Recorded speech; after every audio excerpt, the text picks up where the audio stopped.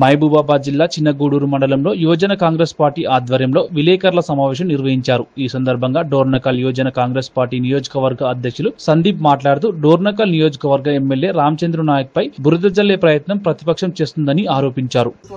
Dornakal MLA గారిపై చేసినటువంటి అనుచిత వ్యాఖ్యలు భూదందాదారుడు అని చెప్పి లక్ష్మీ నరసింహారావు అనే వ్యక్తి, సూర్యాపేట చెందినటువంటి వ్యక్తి చేస్తున్నటువంటి అభియోగాలు వీటన్నింటినీ యువజన కాంగ్రెస్ పక్షాన తిప్పికొడతా ఉన్నాం.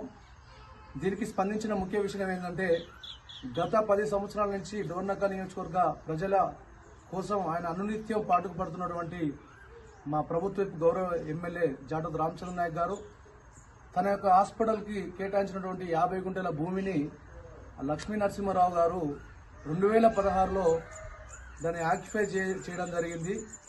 దానికి కోర్టులో నడుస్తున్న కేసుని పటిష్టపరచడం కోసం మాట్లాడిన విధానాన్ని ఇతనే దోషిగా, రామచంద్ర నాయక్ గారు దోషిగా దీన్ని ప్రెస్ దృష్టికి తీసుకుపోవడం జరిగింది. దీన్ని పూర్తి స్థాయిలో మేము దీన్ని వ్యతిరేకిస్తున్నాం. ఇందుకు ప్రజలే ధ్యేయంగా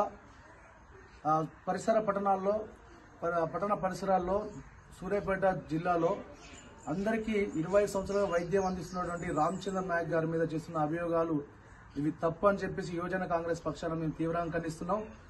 ఇప్పుడు ఈ చట్టపరంగా ఈ కోర్టే చూసుకుంటామని చెప్పేసి వెల్లడించుకుంటూ మా యొక్క రామచంద్ర నాయక్ గారి పేరు మీద వస్తున్నటువంటి అభియోగాలని తిప్పుకొడుతూ బీఆర్ఎస్ ప్రభుత్వం కావాలనే బురద జరుగుతూ ఉన్నది. ఎందుకు బదనం చేయాలనుకుంటుందో, ఈ ప్రగతి పదంగా దూసుకుపోతున్నటువంటి ఈ యొక్క ప్రజాపాలన ప్రభుత్వం మీద మా రామచంద్ర నాయక్ గారి మీద చేస్తున్నటువంటి ఈ బురద జల్లడం ఈ అమానుషం అని మేము తీవ్రంగా ఖండిస్తూ, ఇటు ప్రజలు నమ్మబోరు. రామచంద్ర నాయక్ పక్షాన మేము కొట్లాడుతూ ఉంటాం. యువజన కాంగ్రెస్ తరఫున మేమందరం కొట్లాడుతూ ఉంటాం. ఆయన ప్రజల మనిషి, ప్రజలే ధ్యేయంగా పనిచేస్తున్న మనిషి అని చెప్పేసి మరొకసారి తెలియజేసుకుంటూ